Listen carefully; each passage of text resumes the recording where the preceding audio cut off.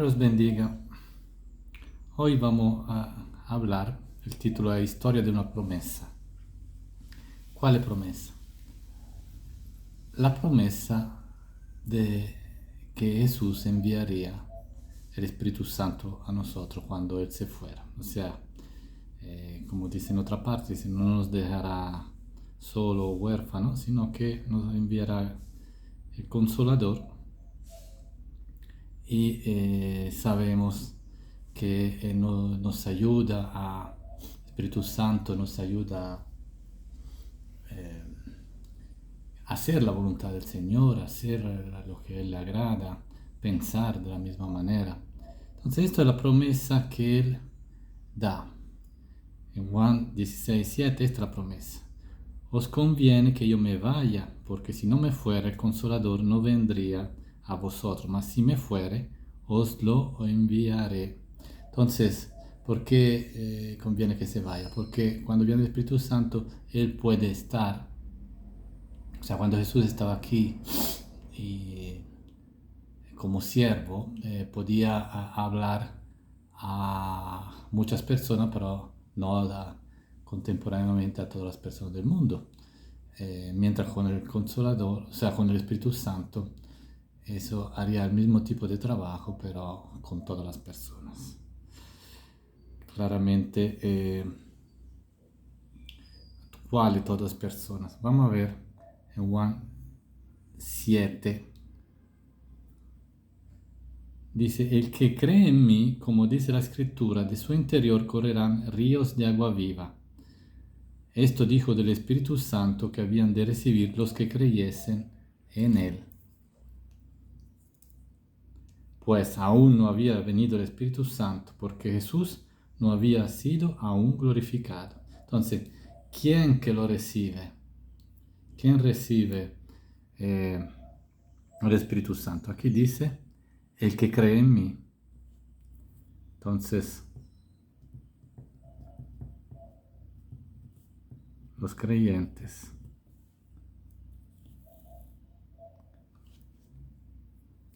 ¿Y cuándo lo iban a recibir? Cuando Jesús fuera glorificado.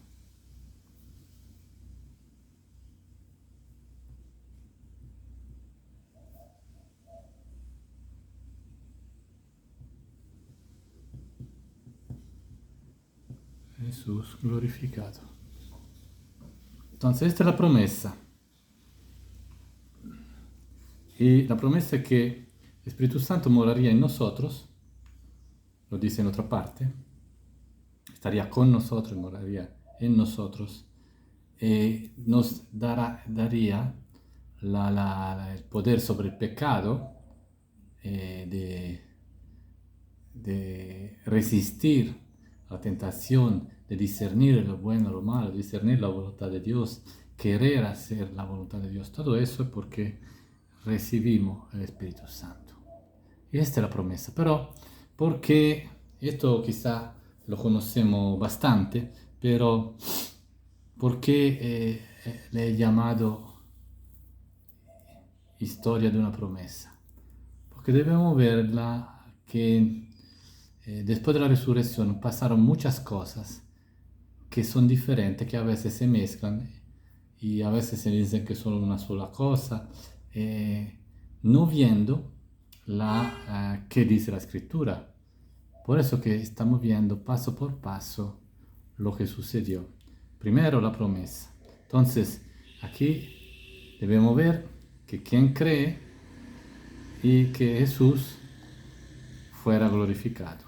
Entonces vamos a ver cuando Jesús fue glorificado. O sea, glorificado significa que Jesús murió, resucitó y después fue glorificado. Vamos a ver cuando eso sucedió.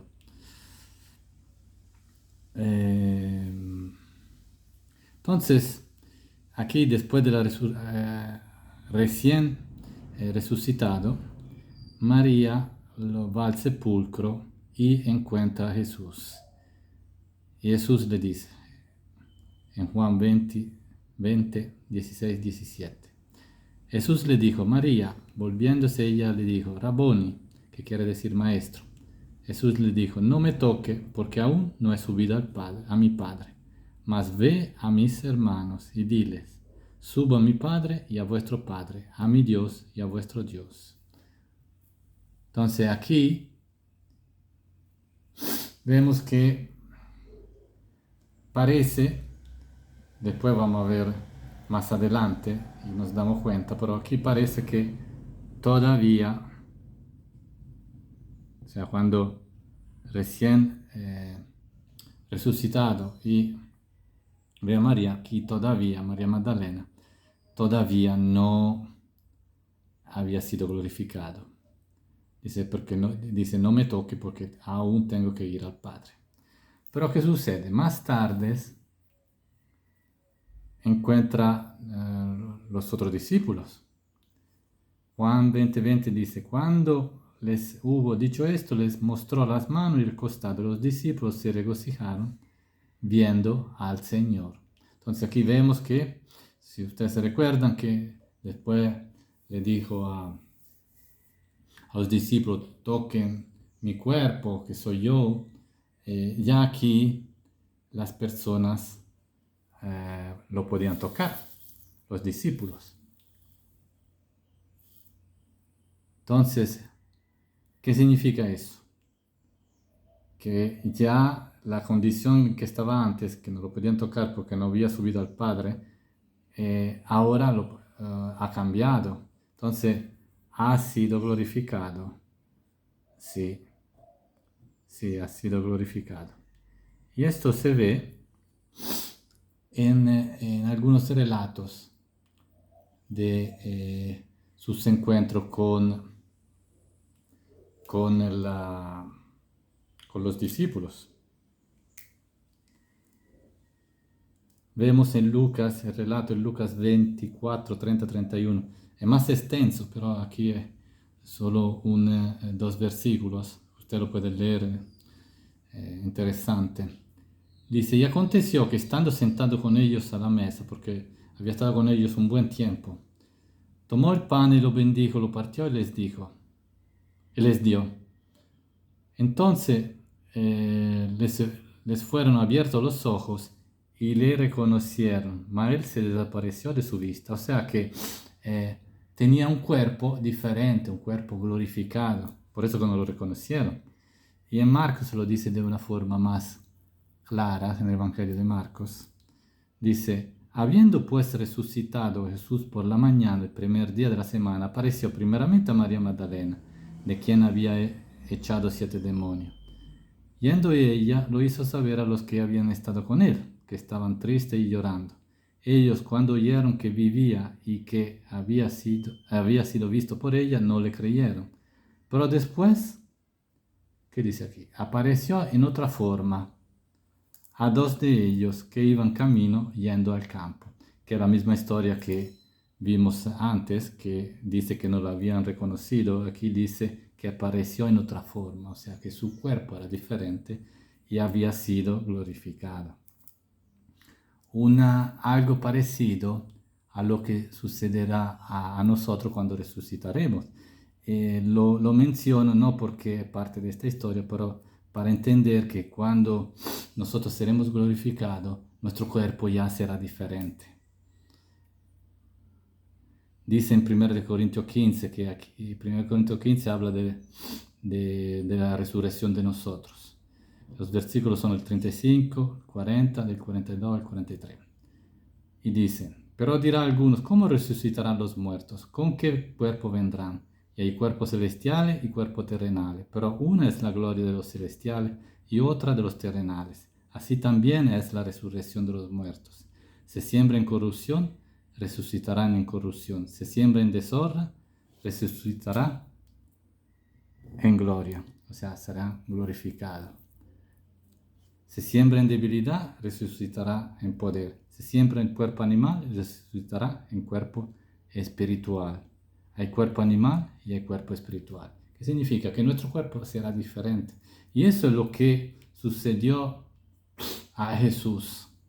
Un cuerpo diferente, no sabemos lo particular, pero hasta no lo reconocieron, ¿no? Entonces, aquí vemos la confirmación que de su nuevo estado, o sea que Jesús ya había sido glorificado. Entonces, ¿cuáles eran las condiciones?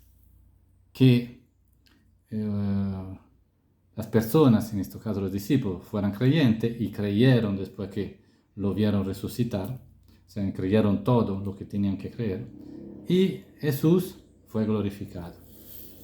Entonces, en este periodo todavía no se había ido al cielo definitivo, todavía estaba con los discípulos.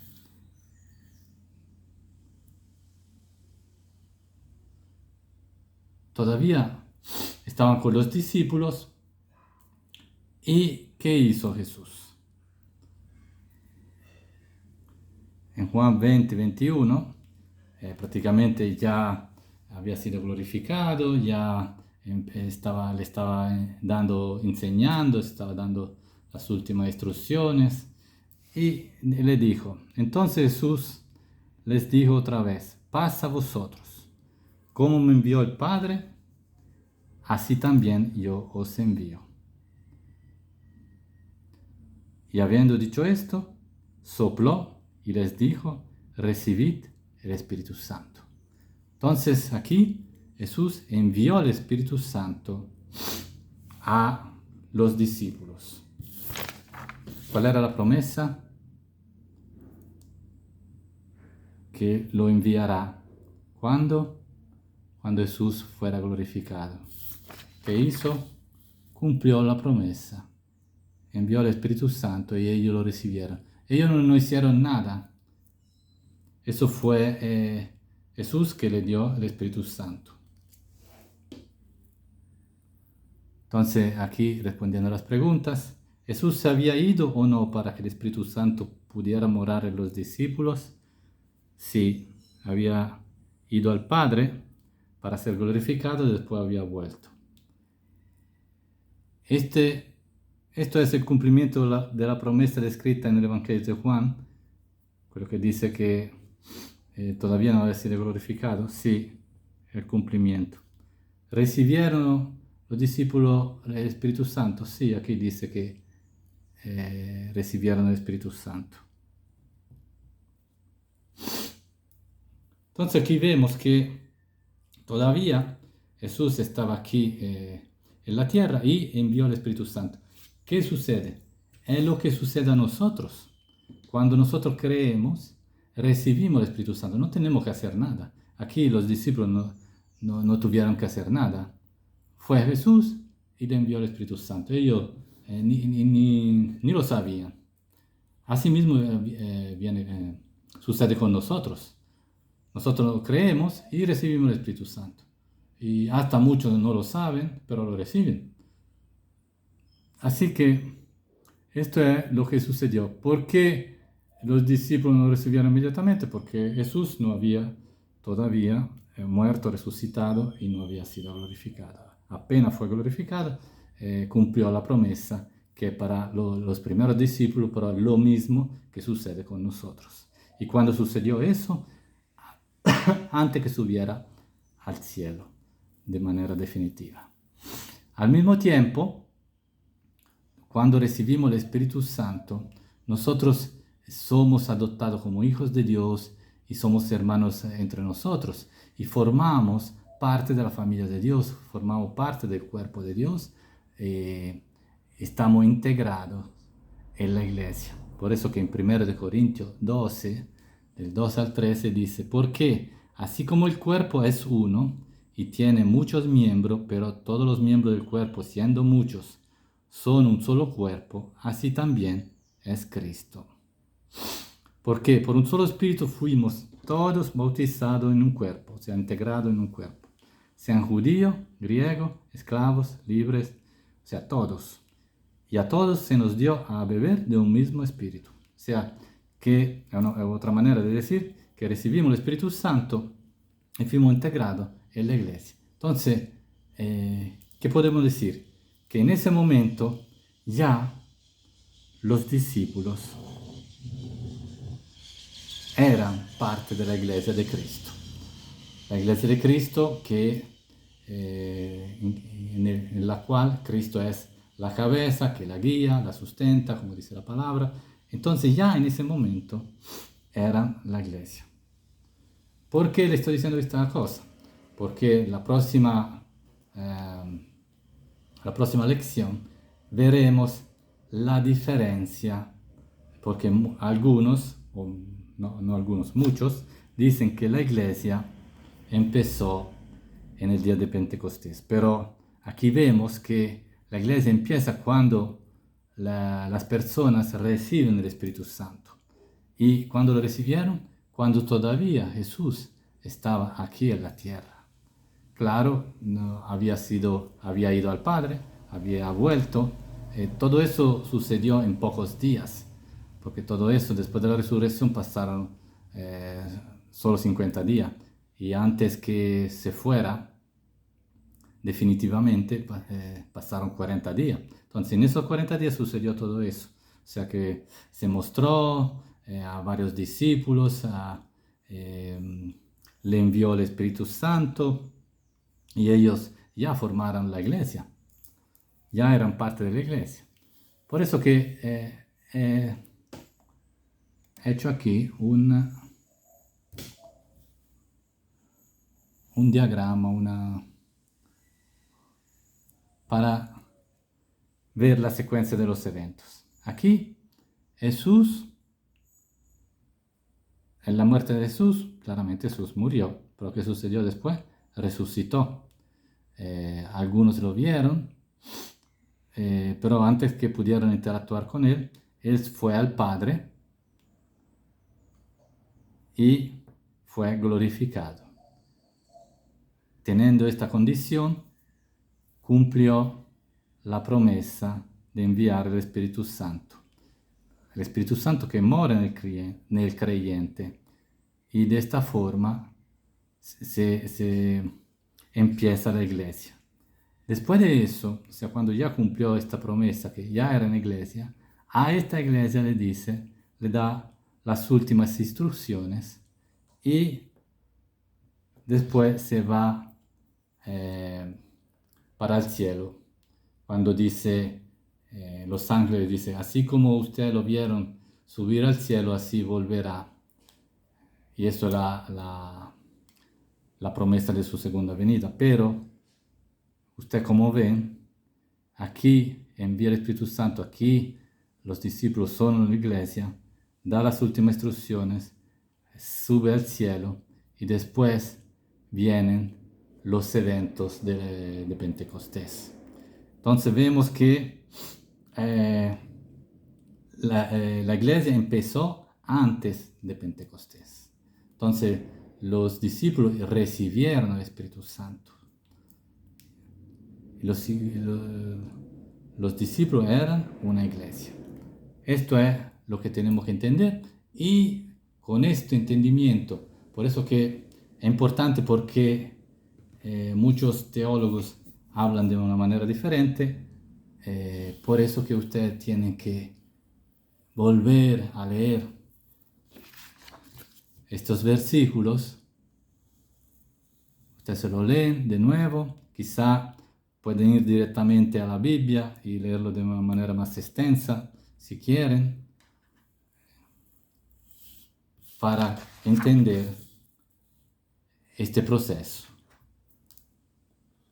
Que los creyentes eran una iglesia y siendo una iglesia siendo ya la iglesia, sucedieron los eventos de Pentecostés, que vamos a ver cuál es su propósito, cuál es el desenlace también de esta segunda promesa. Así que espero que hayan entendido la importancia y la diferencia que hay. O sea, quizás no lo han entendido completamente porque tenemos que ver la otra parte, pero han entendido que, sobre todo, el punto fundamental, los discípulos tenían el Espíritu Santo y los discípulos eran ya la iglesia de Cristo. Así que gracias y que Dios los bendiga.